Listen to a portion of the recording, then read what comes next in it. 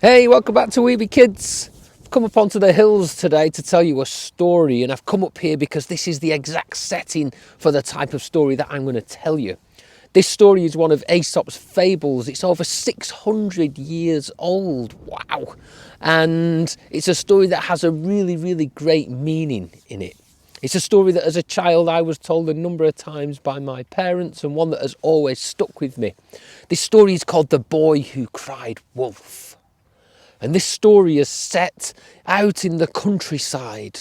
And in the countryside were many, many rolling hills, just like this one that I'm sat on here. But there was a village in the countryside, and there were lots of people who lived in the village, and they did lots of things. They worked together to make sure that they had enough food and enough money to survive. And one of the things that they did as a community is they raised sheep. They had a huge flock of sheep. And they had a shepherd who would spend all of his time up on the hills with the sheep. But sadly, this shepherd got very, very, very old, and he became sick and he died. And the whole village, the whole community were trying to find somebody who could take over the role of the shepherd. And they went around and they asked many people, and they came to this young boy and they said to him, "Would you like the role of a shepherd? It is a wonderful role. You go up onto the hills and you spend your days and nights with the sheep. You have to keep them safe and move them around. And there is a danger." And the boy said, "Well, what is the danger? What could be dangerous about being up on the hills with the sheep?" And they said, "Well, you are up on there to protect them, especially during the night. You see, at night times, sometimes packs of wolves will come and they will try to eat the sheep. And it is your job to make sure that the sheep remain safe. But don't worry, we will always be here. If you need us in the night, you just have to come to the edge of the hill and call out, and we will come and help." So the boy agreed. He thought, what a wonderful way to spend his days and nights. So the next day, he gathered the flock of sheep together and he took them up onto the hill. And he was lay out in the hill, and the sun went down, and it was a beautiful clear sky, and he spent all night watching the stars. And then the next day he walked through the fields with the sheep. He thought, what a great job this is. But as the sun went down, the clouds started to come in. And on that night there were no stars. The sky was covered with cloud. And the boy sat there and he looked around and he began to feel bored. He thought there must be something up here to do. And he wandered around, he couldn't find anything to do. And a thought came to his head. He said, "I know, I will have a little bit of fun with the people down in the village. I will go to the edge of the hill and I will tell them there is a wolf, and watch their faces as they come running up." So he went to the edge of the hill and he cried out, "Wolf! Wolf! There's a wolf eating the sheep! Wolf! Wolf!" And he watched. And down in the village, all the little lights started to come on in the houses. And all the people came running out, and they were carrying shovels and pitchforks, and they came running up the hill as fast as they could. When they arrived, lay there in the middle of the field was the boy.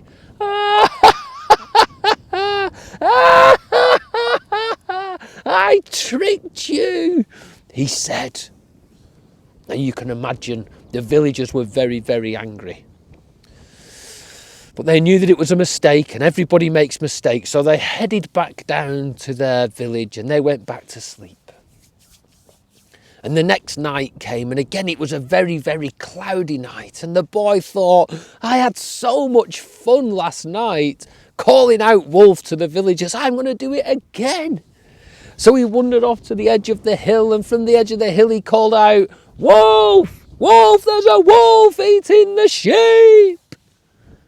And again he watched as all the lights came on in the houses.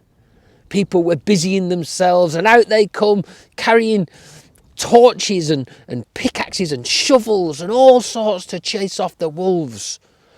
But when they got to the field, there once again was the boy.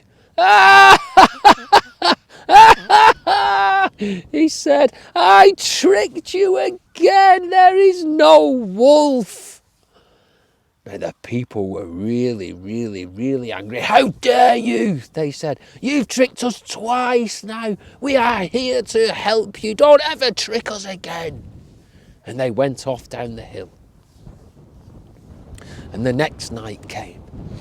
And the boy was gathering the flock together. And again the cloud came in, but also the mist. And the mist started to gather on the hilltop. And the boy sat and he looked around. And he was just keeping his eye on, see as far as he could see, when he heard a sound.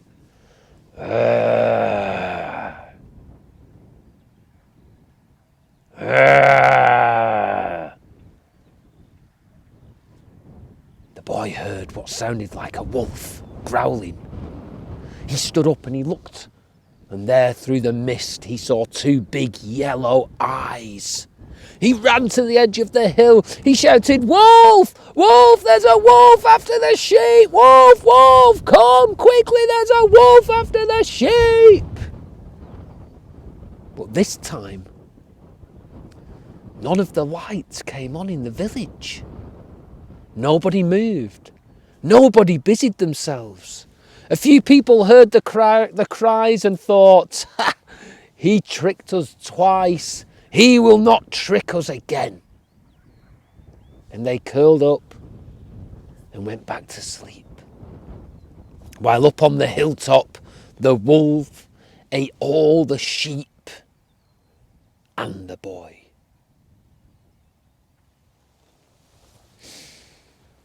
And like I said, that story has a meaning. Well, what is the meaning of that story? Well, we all interpret stories different.